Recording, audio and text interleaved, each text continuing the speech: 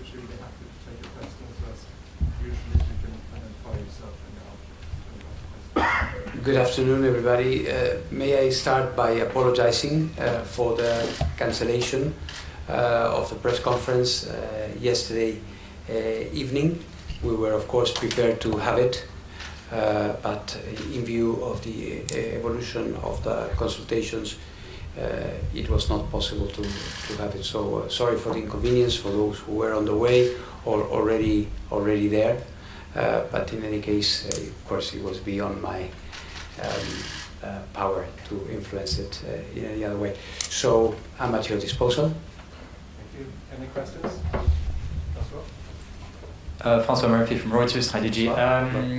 I'm just trying to understand what you mean. So you're saying that you were still trying to reach some kind of agreement with Iran overnight, and now that hasn't gone anywhere, or are you still speaking to them? What's the situation? The way I describe this is that our consultations, our negotiations have been inconclusive. Meaning that we could not finish. I'm not, giving up on trying to find some understanding, but in terms of what we were discussing yesterday, we could not conclude on an agreement. That's what it is.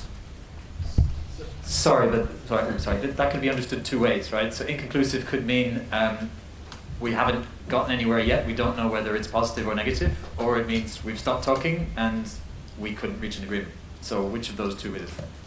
I would say that of course, we concluded yesterday.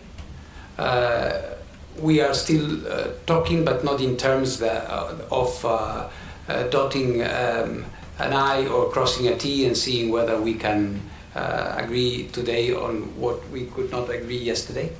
But the issues are still there, and we are still talking.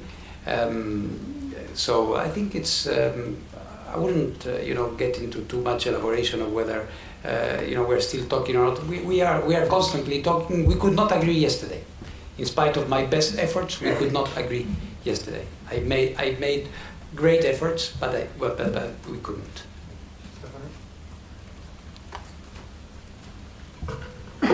So, hi DG, I'm Stephanie Lichtenstein, freelance journalist. So I was wondering if you could maybe try to elaborate a bit on your negotiations with Iran. There are also some theories floating that maybe Iran demanded some concessions from you in exchange for providing you access to Karachi. I think the Wall Street Journal today reports that there was a connection made to the safeguards probe, and I'm wondering if you could comment on that, or maybe give us a bit of detail where the negotiation stands. Thank you.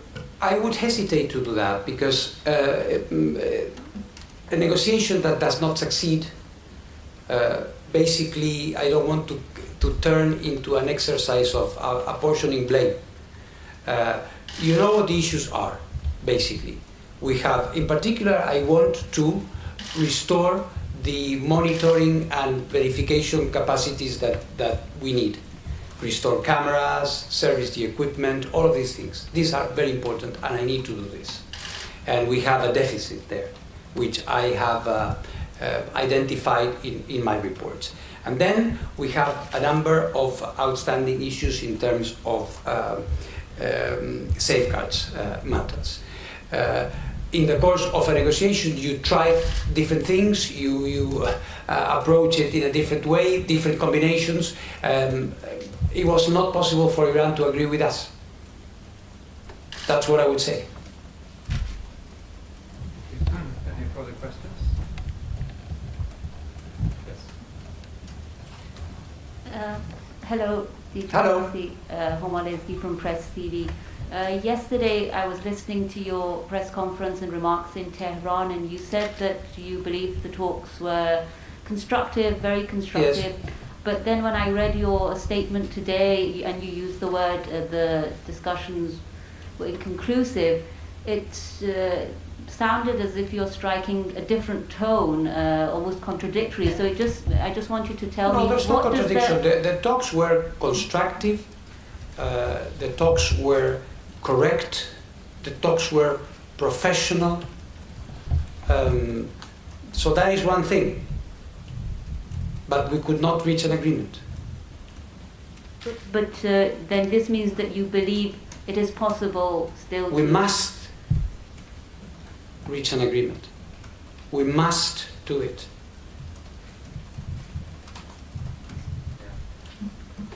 Turkish News Agency Anadolu. That means you have to continue to speak with Iranian authorities. Always. Always.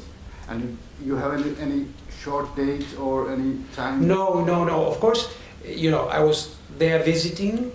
We had this day-long negotiation, and yesterday our talks were inconclusive. So my hope is that we will be able to try again. At least myself, I will not stop trying. The issues are very, very important.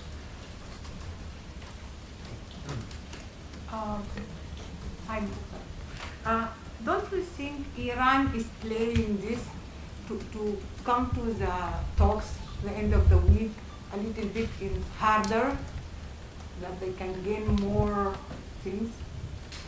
Well, you know, I wouldn't like to speculate on what they may wish to do. Well, all I know is that they could not agree with me yesterday. And the reflection of this could be, what is the reflection of most? Suspensive points for what? I don't know. No, Could be what? I'm thinking a little bit of the talks. That if the IAEA say that until now you have been talking, but you haven't reached an agreement or you haven't come to a deal. So this will have definitely a reflection on the talks next week. Well, it's a good question for those who are going to be attending those talks. Albert Otti, DPA, German Press Agency. Well, in your remarks to the board, you reiterated that the restrictions on your inspections are undermining your ability to have a continuity of knowledge. I mean, your inspectors know basically what Iran is doing, and they know the restrictions they have. So my question is, when do you foresee a point when these current restrictions accumulate to something so serious that it makes basically no longer... We're not far from that. Can you give us an order of magnitude, weeks, months, days? I would say we are close to that. Sorry, can you specify you're close to what? Can you finish this? We are close to the point, I mean, I'm saying to you, we are close to the point where I would not be able to guarantee continuity of knowledge. Hello, DG. Hello. Justin Nicara from AFD. Two very quick questions, if I may. Did you make any progress at all on the substance of these differences with Iran? Was there any forward movement? And secondly, you noted before how unusual it was that since the government of President Raisi had taken office, there'd been this lack of contact. You described it as astonishing. So this was your first chance to interact with that administration. Did you notice any change from the previous administration? How would you characterize them in general? Yeah, this is a good point, because if I could describe this as clearly a positive element, in that we needed to see each other, we needed to meet, to get to know each other. This is why I was saying that it was astonishing that I hadn't had this opportunity. Now we've had it, and I think this will help. This will certainly help, because we had, they listened to me. I certainly listened to them, and they have views, very specific views on certain things, which they have been making public. And I was also able to explain how I see the process, what is expected from them, what I expect from them, and the way in which I hope to be working with them. So in this sense, it was indispensable. It was indispensable that we start a face-to-face contact and negotiation. In terms of the substance, no, quite clearly we were not able to make progress. None at all? No. Hello, Mr. Grossi. Hello. I'm Ahmad Samadi from Iran International TV.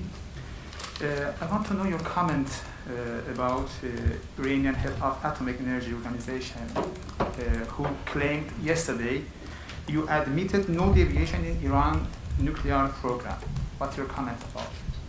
First of all, I don't have anything to admit, so you admitted no deviation in Iran. Yeah, I don't have anything to admit.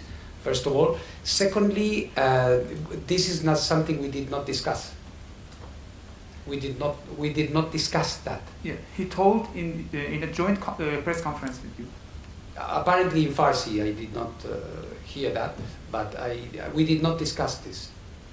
I think they were referring to previous IAEA reports, but this is my interpretation. I think they were referring to the previous IAEA reports that had indicated that there were no deviations and so on and so forth. But we didn't discuss this yesterday. It was not the point of the conversations yesterday, really. Thank you. Thank you. Stephanie? Thank you. So if you allow me, I would have one additional question Yes, on please. the treatment of your inspectors, Yeah. which you also reported had to undergo some intimidating security checks. So I was wondering if this was also discussed with your counterparts in Iran. Yes, it was if you discussed, have and made any progress. I hope these issues will not occur again. As you remember, we had a couple of, or more than a couple, a few episodes. We addressed them bilaterally with Iran, and these episodes seemed to stop, and then they restarted. So this is why we addressed it again, and I'm hopeful that they understood that they have their reasons. I think my reports elaborate on those, but we explain that any security measure must always be compatible with the agreements between all countries and the agency in terms of how you deal with inspectors. DG, you say you're close to the point where you can't guarantee continuity of knowledge. Is that because you know something is happening at Karaj? Does that mean because you think that it's already back in operation? Because if it's not in operation, then that's not really an issue. We don't have access, but it is obvious. We don't have access, but it is obvious that such a long period of time without us getting access, knowing whether there are operational activities ongoing, is something that in itself would at some point prevent me from continuing to say that I have an idea of what is going on. And this is what I'm explaining. I've explained this to my Iranian counterparts very clearly. Then if I may, just to follow up, more generally on the political situation at the moment, we have talks, the JCPOA talks resuming on Monday. We have a board meeting starting now, and it seems that to some extent action against Iran on this point and others at the board meeting is being sacrificed at the altar of continuing the JCPOA talks. So is that how you see it? Are the JCPOA talks effectively undermining your safeguards and your position relative to Iran? No, I would never say that. It is clear, and I agree with you, that there is there are mutual influences, and what may happen in one place will have an impact on the other. But I would never say that. No. Mr. Director General, since you already informed the board that you are close not to know what is going on, so what you are expecting from the board? Shall we expect a resolution? What? I see. No, it's up to the board. I have to inform them what the situation is, and at the same time, as I said before, I will continue to reach out to Iran so we can address this issue. This is indispensable. We have to solve this issue quickly. sorry, just one more. Yes. You say you have to solve it quickly. I'm guessing there was no date that was fixed for another visit or any other talks or any other contact? No, but one thing that we agreed with the foreign minister and with others there is that we will try to be in close contact. One of the things I was complaining about was this silence, that we had this absence of contact. So I will not hesitate to reach out to them as many times as I need to impress on them the need to help us solve this issue. Yeah, thanks. I have a follow-up question on Yes. the security checks of the IAEA inspectors. Did you actually, you say you're hopeful. Did you get any actual indication from your Iranian counterparts that they are willing to adapt their security checks? Well, what we told them is that they must do that because this is a legal obligation. It's not a favor I'm asking. Every country signs a privileges and immunities agreement, which is a legal instrument which is intended to protect inspectors from intimidation, from seizure of their property, and our Iranian colleagues have instituted a number of measures which are simply incompatible. So we have explained to them, and I hope they will listen to us, that of course we do understand that they have an increased security alert in certain places. It's their, of course, sovereign right to decide where they put an emphasis on security, but in doing so they must respect the immunity of the inspectors. Yes, Joe. Hi, this is Jordi from FN. So you have been in Iran with the former government and now with the new government. Is there a different way of having these talks? Is it, besides the business, atmosphere, do you feel any difference? Are they much tougher on certain things? Or is it directly a different way of approaching you? I would say the way, no. Of course, the foreign minister is a distinguished career diplomat and ambassador, and the others are all professionals. But the positions are, of course, very different. Very different. And I think there's no surprise in this. They themselves say it. So the challenge for all of us is to understand each other. It's a different government, they have the position they want, and Iran has given itself the government it wants. So for me there's no problem. I have to work with the government I have, but we need to agree. We need to agree. Sorry? You're on a technical mission, so how can the stance be so different? I mean, on technical issues. Well, yes, they can be different.